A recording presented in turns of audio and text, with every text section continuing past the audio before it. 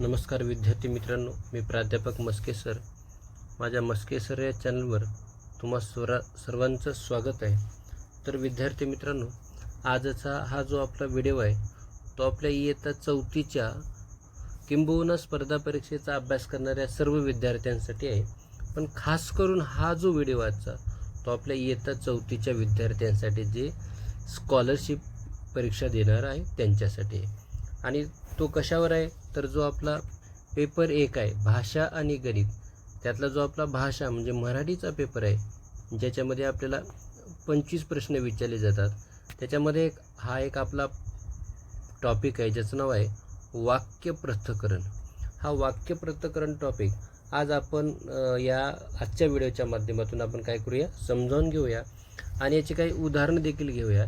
आणि याच्यानंतर याच टॉपिकवरती एक 40 प्रश्नांचं MCQ व्हिडिओ देखील आपल्या चॅनलवर तुम्हाला याचा पाहायला मिळणार आहे. चला तर मग आपल्या व्हिडिओला या ठिकाणी आपण सुरुवात करूया. तर बघा, आपल्या बोलण्यातून अनेक वाक्य एकामागून एक येत असतात. माहीत आहे, जेव्हा आपण बोलतो तेव्हा वाक्यांची एक सिरीज, एक साखळीच आपल्या बोलण्यातून आपल्याला काय एकामागून एक येत असते, बरोबर. त्यातील प्रत्येक वाक्य म्हणजे एक विधान असते. विधान म्हणजे काय हो तर वाक्य म्हणजे काय, पूर्ण अर्थाचे बोलणे. म्हणजे नुसतं शब्दांपुढे शब्द ठेवलं तर वाक्य तयार होते का, नाही. तर प्रत्येक शब्दाची जागा त्या ठिकाणी निश्चित ठरवलेली असते आणि प्रत्येक शब्द निश्चित ठरवलेल्या जागी आला असेल तरच आपण त्याला काय म्हणतो, वाक्य किंवा विधान असं म्हणतो. आता बघा, प्रत्येक वाक्यात आपण कोणाबद्दल काहीतरी बोलतो, बरोबर आहे की नाही. म्हणजे आपण काय करतो, कोणाबद्दल काहीतरी विधान करतो. मग आता याच्यावरूनच बघा, बोलणारा ज्याच्याविषयी बोलतो त्याला उद्देश असे म्हणतात. म्हणजे समोरचा बोलणारा ज्या गोष्टीबद्दल बोलतो त्याला आपण काय म्हणतो तर उद्देश असं म्हणतो, ज्याला आपण वाक्याचा कर्ता देखील म्हणू शकतो. उद्देश म्हणजेच काय, वाक्याचा कर्ता. आणि त्याच्यानंतर बघा, उद्देशाबद्दल म्हणजे कर्त्याबद्दल तो जे बोलतो, जी काही माहिती देतो त्याला आपण काय म्हणतो, विधेय असं म्हणतो. म्हणजे आपल्या वाक्याचे उद्देश आणि विधेय असे 2 भाग पडतात. जसं इंग्रजीमधून सब्जेक्ट आणि प्रेडिकेट असतं, बरोबर. आता खालचं वाक्य पहा या ठिकाणी तुम्ही, त्याचा धाकटा मुलगा आज क्रिकेटच्या सामन्यात चांगला खेळला, बरोबर. हे एक असं पूर्ण अर्थाचं वाक्य आहे. आता हे विधान कोणाला उद्देशून केलेलं आहे तर हे विधान मुलगा याच्याबद्दल आहे. म्हणजे मुलाबद्दल अधिकची माहिती आपल्याला काय करते, देते. म्हणजेच या वाक्यात मुलगा हे उद्देश आहे तर खेळला हे विधेय आहे. तर विधेय म्हणजे काय तर विधेय म्हणजे वाक्यातलं क्रियापद आहे, बरोबर. जसं एक तुम्हाला माहिती आहे की क्रियापदाशिवाय कोणत्याही वाक्याला अर्थ उरत नाही. एक वेळ कर्ता नसेल तर चालेल, कारण कर्ता नसलेले वाक्य कोणते असतात, जे म्हणजे आज्ञार्थी वाक्य असतात की आज्ञार्थी वाक्यांना हा कर्ता नसतो. पण क्रियापद मात्र निश्चितच असते, किंबहुना क्रियापदाशिवाय कोणत्याही वाक्याला अर्थ नसतो. तर बघा, आपण वरच्या वाक्याचं काय केलं तर मुलगा हे उद्देश झालं आणि खेळला हे विधेय झालं, बरोबर. पण एक गोष्ट लक्षात येते का तुमच्या, या वाक्यात मुलगा आणि खेळा असे 2 शब्द आहेत तर निश्चितच नाहीत. बघा, त्याचा धाकटा या 2 शब्दांनी उद्देश विस्तार केलेला आहे. म्हणजे मुलगा या नामाबद्दल त्याचा धाकटा हे 2 शब्द आपल्याला काय करायचे आहेत, त्याच्याबद्दल अधिकची माहिती देत आहेत किंवा त्या नामाचा विस्तार करत आहेत, बरोबर. त्याच्यानंतर बघा, आज क्रिकेटच्या सामन्यात चांगला या शब्दांनी तो केव्हा, कुठे व कसा खेळला हे सांगितलंय. मग या शब्दांना आपण काय म्हणतो किंवा हे शब्द म्हणजेच काय तर हे 4 शब्द म्हणजे आपल्या विधेयाचा विस्तार आहे. म्हणजे क्रियापदाबद्दल काय करतात, ते अधिकची माहिती सांगतात. अधिकची माहिती सांगतात म्हणजे काय करतात तर क्रिया कोठे घडली, कशी घडली, केव्हा घडली, ह्या प्रकारची अधिकची माहिती देणारे जे काही शब्द वाक्यामध्ये असतात त्याला आपण म्हणतो विधेय विस्तार असं म्हणतो. आणि वाक्याचा कर्ता आहे की ज्याच्याबद्दल माहिती सांगितली असते, बरोबर, त्याला आपण म्हणतो उद्देश. आणि उद्देशाबद्दल काही जी अधिकची माहिती सांगलेली जे शब्द असतात त्याला म्हणतो आपण उद्देश विस्तार असं म्हणतो. म्हणजे या वाक्यामध्ये जर आपण बघायला गेलं तर आपला मूळ उद्देश कोण आहे? मुलगा. पण मुलगा याच्याबद्दल अधिकची माहिती सांगणार आहे त्याचा धाकटा, याला म्हणतो आपण उद्देश विस्तार. आणि यातलं विधेय म्हणजे काय? खेळ आहे. विधेय म्हणजे क्रियापद. याच्याबद्दल अधिकची माहिती सांगणारे कोण आहे? तर आज क्रिकेटच्या सामन्यात चांगला, म्हणजे याला म्हणतो आपण काय म्हणतो? आज क्रिकेटच्या सामन्यात चांगला. ह्या 4 शब्दांना आपण विधेय विस्तार असं म्हणतो. बरोबर. याचा अर्थ असा की वाक्यात उद्देश व विधेय एवढेच शब्द न येता त्याचा विस्तार करणारे इतर शब्द येतात, म्हणून वाक्याचे मराठीमध्ये वाक्याचे 2 भाग पडतात. त्यातला पहिला भाग कोणता? तर पहिला भाग आहे म्हणजे उद्देश विभाग. कर्ता व कर्त्याशी संबंधित असणारे शब्द यांचा समावेश उद्देश विभागामध्ये होतो. म्हणजे नुसता कर्त्याचाच होतो का? तर कर्त्याशी संबंधित असणारे इतर जे काही शब्द आहेत त्या शब्दांचा समावेश देखील आपण उद्देश विभागामध्ये आपल्याला करावा लागतो. तर वरच्या वाक्यामध्ये जर आपण पाहिलं तर मुलगा हा उद्देश आहे, मूळ उद्देश आहे, पण त्याचा आणि धाकटा हे शब्द देखील त्या मुलाबद्दल काय करत आहेत? अधिक माहिती सांगत आहेत. म्हणून ते सुद्धा आपल्या उद्देश भागाचेच काय, तर उद्देश विभागामध्ये ते शब्दांचा आपल्याला समावेश करावा लागतो. दुसरा विभाग कोणता आहे? तर विधेय विभाग. वाक्याचा अर्थ पूर्ण करणाऱ्या क्रियावाचक शब्दाला क्रियापद म्हणजेच मूळ विधेय असं म्हणतात. म्हणजे क्रियापद हे मूळ विधेय आहे, पण क्रियापदाबद्दल अधिक माहिती सांगणाऱ्या शब्दांना आपण काय म्हणतो? तर विधेय विस्तार असं म्हणतो.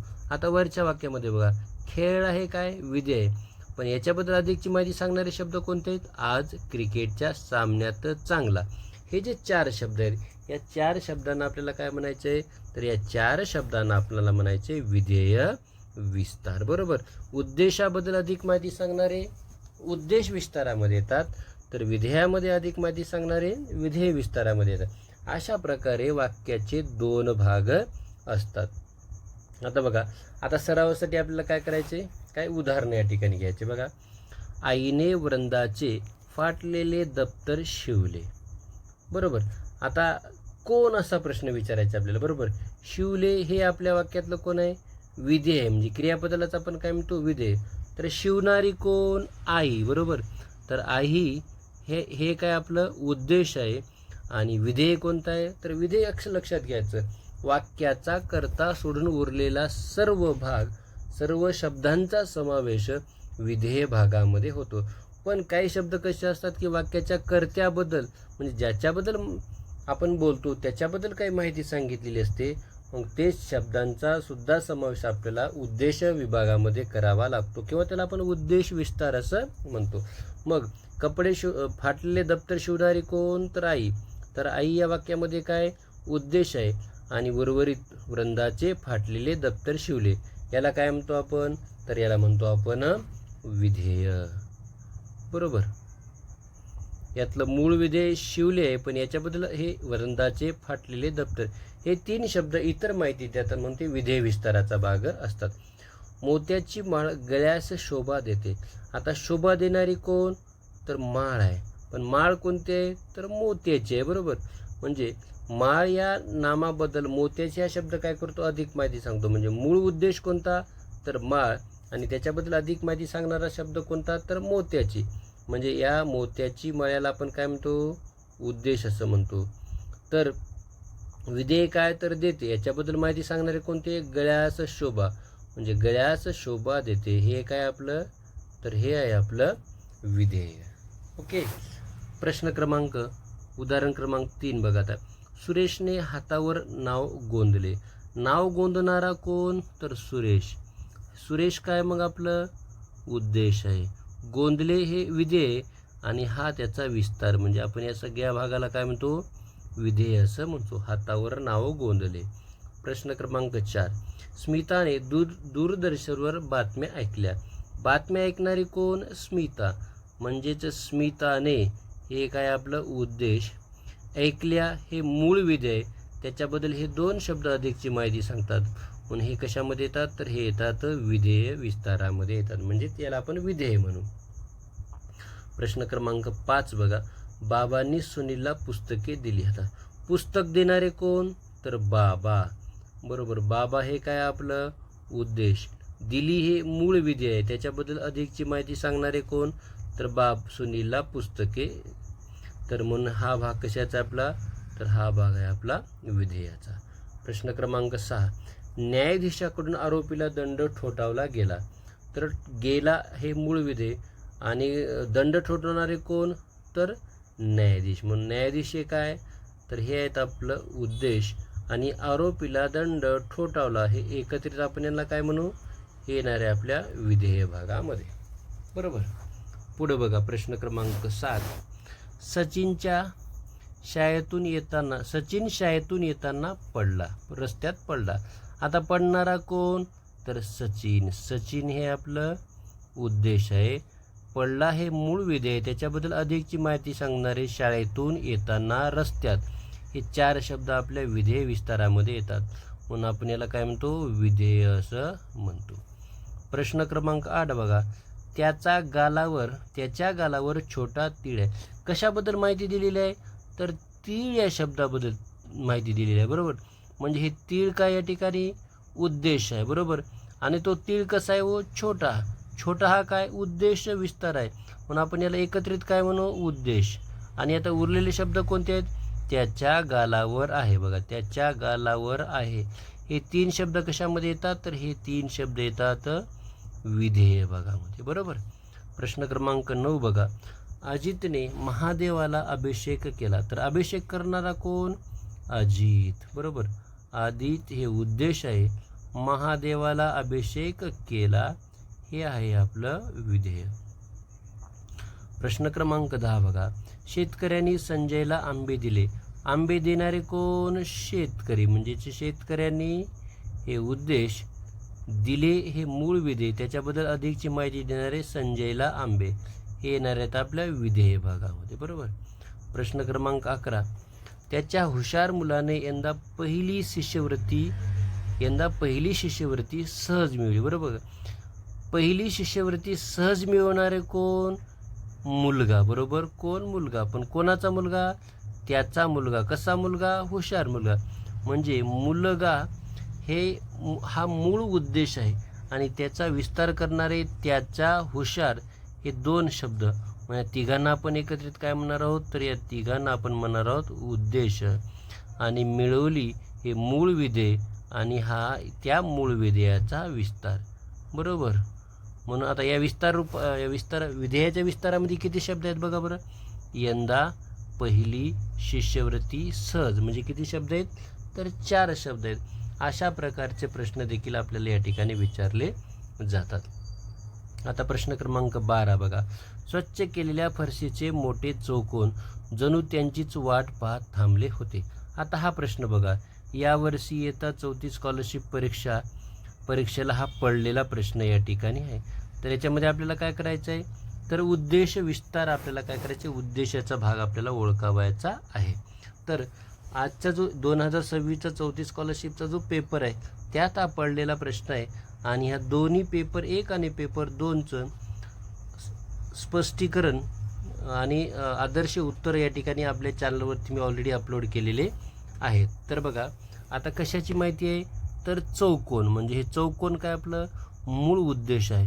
पण चौकोन कोणते, मोठे फरशीचे स्वच्छ केलेल्या, या सगळ्या भागांना आपण काय म्हणतो, तर हा उद्देश विस्तार आहे. उद्देश विस्तारामध्ये शब्द किती आहेत, 1, 2, 3 आणि 4. या एकत्रितला आपण काय म्हणतो, तर उद्देश असं म्हणतो. आणि थांबले होते हे संयुक्त क्रियापद आहे आणि त्याच्याबद्दल अधिक माहिती देणारे जणू त्यांचीच वाट पाहत, याला आपण काय म्हणतो, विधेय भाग असं किंवा विधेय विस्तार असं म्हणतो. प्रश्न क्रमांक 13 बघा, सुताराने लाकडी पाळणा केला. तर लाकडी पाळणा करणारा कोण, तर सुतार. तर सुतार हे काय आपलं उद्देश, केला हे मूळ विधेय, त्याच्याबद्दल अधिकची माहिती सांगणारे लाकडी पाळणा. बरोबर. म्हणजे हे विधेय विस्तार आहेत. बरोबर. तर याला म्हणायचं आपण विधेय. प्रश्न क्रमांक 14, गवळी ढवळी गाय बांधतो. गाय बांधणारा कोण, तर गवळी. बरोबर. हा हे झालं आपलं उद्देश. कशाबद्दल माहिती, म्हणजे गाय बांधतो. बरोबर. म्हणजे गाय बांधणारा कोण या अर्थाने. बरोबर. तर गवळ्याबद्दल माहिती दिली, तो काय करतो, तर ढवळी गाय बांधतो याला म्हणायचं विधेय. बरोबर. प्रश्न क्रमांक 15, गणेशची रानफुलांची कविता लिहून झाली. बरोबर. आता रानफुलांची कविता आता म्हणजे कशाबद्दल माहिती सांगण्यात आलेली आहे, तर कविता या नामाबद्दल माहिती सांगण्यात आली. बरोबर. आणि मग ती म्हणजे कविता हे काय आपलं मूळ उद्देश आहे, पण कविता कोणती, रानफुलांची. कोणाची, तर गणेशची. म्हणजेच मूळ उद्देश कविता आणि याचा विस्तार करणारे दोन शब्द कोणते, गणेशची आणि रानफुलांची. आणि या एकत्रित 3 शब्दांना आपण काय म्हणायचे, तर उद्देश. लिहून झाली हे आहे काय आपलं, तर हे विधेय. आणि विधेय भागात किती शब्द आहेत, तर 1 आणि 2. बरोबर. उद्देश भागात किती आहेत, 1 2 3. प्रश्न क्रमांक 16, गुरुजी सर्वांना अभ्यास सांगत आहेत. तर अभ्यास सांगणारे कोण, गुरुजी. म्हणजे गुरुजी हे मूळ उद्देश आहे आणि उर्वरित हे 4 शब्द आपल्या विधेय विस्तारामध्ये येतात. प्रश्न क्रमांक 17 बघा, कुस्तीचे सामने रंगतदार अवस्थेत आहेत. बरोबर. आता कशाबद्दल माहिती दिलेली आहे, तर सामन्याबद्दल माहिती दिलेली आहे. म्हणजे सामना ह्या मूळ उद्देश आहेत. आणि कोणते सामने, तर कुस्तीचे. म्हणजे उद्देश विभागामध्ये किती शब्द आहेत, कुस्तीचे आणि सामने हे 2 शब्द. बरोबर. आणि उर्वरित भाग कशाचा आहे, तर आहे ते क्रियापद आहे आणि त्याच्याबद्दल अधिक माहिती सांगणारे रंगतदार अवस्थेत, म्हणून हे आपल्या विधेय भागामध्ये येतात. प्रश्न क्रमांक 18 बघा, त्यांनी सांगितलेली गोष्ट मला आवडली. कशाबद्दल माहिती दिलेली आहे, गोष्टीबद्दल. बरोबर. मग गोष्ट कोणती आहे ती, त्यांनी सांगितलेली. म्हणजे गोष्ट हे मूळ उद्देश आहे आणि त्यांनी सांगितलेली हे उद्देशाचा विस्तार करणारे शब्द आहेत, पण आपण याला एकत्रित काय म्हणतो, उद्देश विभाग असं म्हणतो. आवडली हे क्रियापद आहे, त्याच्याबद्दल अधिक माहिती सांगणारे मला, म्हणून याला आपण काय म्हणतो, तर याला म्हणतो आपण विधेय. तर विधेय भागात किती शब्द आहेत, तर 1 आणि 2. प्रश्न क्रमांक 19 बघा, इंग्रजांना हाकलण्यासाठी गांधीजींनी चले जाव आंदोलन केले. तर चले जाव आंदोलन करणारे कोण, गांधीजी. बरोबर. म्हणजेच गांधीजी हे मूळ उद्देश आहे आणि उर्वरित इंग्रजांना हाकलण्यासाठी चले जाव आंदोलन केले. हे 4 शब्द, हे 1 2 3 4 5, हे 5 शब्द कशाचा भाग असणार आहेत, तर हे असणार आहेत विधेय भाग. बरोबर. केले हे मूळ विधेय आणि त्याच्याबद्दल अधिकची माहिती सांगणारे कोणते, तर इंग्रजांना हाकलण्यासाठी चले जाव आंदोलन. प्रश्न क्रमांक 20 बघा, आता वंदे मातरम हे गीत बंकिमचंद्र चटर्जींनी लिहिले. तर बघा, वंदे मातरम हे गीत बंकिमचंद्र चटर्जींनी लिहिले. तर गीत लिहिणारे कोण, तर बंकिमचंद्र चटर्जी. म्हणजे कोणाबद्दल माहिती दिलेली आहे, तर बंकिमचंद्र चटर्जीबद्दल. तर हे कोण आहेत, तर हा आहे आपला उद्देश आणि वंदे मातरम हे गीत लिहिले हा भाग आहे आपला विधेयाचा. प्रश्न क्रमांक 21 बघा, पांढरे स्वच्छ दात मुखास शोभा देतात. माहिती कशाबद्दल दिलेली आहे, तर दात कसे आहेत, तर पांढरे पण आहेत आणि स्वच्छ आहेत. म्हणजे दात हे मूळ उद्देश आणि पांढरे आणि स्वच्छ हे उद्देशाचा विस्तार. एकत्रितरित्या आपण याला काय म्हणूया, उद्देश. आणि मुखास शोभा देतात याला म्हणायचं आपल्याला विधेय भाग. विधेय भागात किती शब्द आहेत, मुखास शोभा देतात हे 3 शब्द आहेत. बरोबर. प्रश्न क्रमांक 22 बघा, रानड्यांचा गोविंदा शास्त्रीय गाणे अतिशय चांगले म्हणतो. आता शास्त्रीय गाणे चांगले म्हणणारा कोण, गोविंदा. पण तो गोविंदा कोणाचा आहे, तर रानड्यांचा. गोविंदा हे मूळ उद्देश आहे आणि त्याचा रानड्यांचा हा उद्देश विस्तार आहे. म्हणजे रानड्यांचा गोविंदा हा उद्देश आणि शास्त्रीय गाणे अतिशय चांगले म्हणतो याला म्हणतो आपण विधेय. प्रश्न क्रमांक 23 बघा, सायकलवरून येणारा मुलगा आज आला नाही. न येणारा कोण, तर मुलगा. मुलगा हे मूळ उद्देश आहे आणि त्याच्याबद्दल अधिक माहिती सांगणारे शब्द कोणते, तर सायकलवरून येणारा. म्हणजे उद्देश विभागामध्ये किती शब्द आहेत, तर सायकलवरून येणारा मुलगा हे 4 शब्द आहेत. बरोबर. या एकत्रित 4 शब्दांना आपल्याला उद्देश असं म्हणायचे. आणि आज आला नाही हा विधेयाचा भाग असणार आहे. प्रश्न क्रमांक 24 बघा, माझ्या मोठ्या भावाचा मुलगा सचिन खूप हुशार आहे. कोणाबद्दल माहिती सांगण्यात आलेली आहे बघा, सचिनबद्दल. आता सचिनबद्दल माहिती सांगणारे शब्द कोणते? माझ्या मोठ्या भावाचा मुलगा. म्हणजे ह्या सगळ्या 1 2 3 4 5 या 5 शब्दांना आपण काय म्हणतो? तर उद्देश विस्तार असं म्हणतो. तर सचिन हे मूळ उद्देश आहे, बरोबर, आणि खूप हुशार आहे, याला म्हणतो आपण विधेय. शेवटचा प्रश्न बघा. भारतीय संघातील खेळाडूंनी चांगली कामगिरी केली. तर चांगली कामगिरी करणारे कोण? आता मूळ उद्देश कोण आहे? तर खेळाडू. कोणते खेळाडू? तर भारतीय संघातील. म्हणजे बघा, खेळाडूंनी, संघातील, भारतीय हे उद्देश विस्तारात येणारे शब्द आहेत आणि उर्वरित कशामध्ये आहेत? तर उर्वरित येणार आहेत हे विधेय भागामध्ये. तर विद्यार्थी मित्रांनो, अशा प्रकारे एक अतिशय महत्त्वाच्या टॉपिकची आपण या ठिकाणी उजळणी केलेली आहे आणि याच्यावरच्या MCQचा व्हिडिओ म्हणजे 40 प्रश्नांच्या MCQचा व्हिडिओ देखील आपल्या चॅनलवरती लवकरच येणार आहे. तेव्हा व्हिडिओ शेअर करायला, लाईक करायला आणि नवीन असाल तर चॅनल सबस्क्राईब करायला विसरू नका.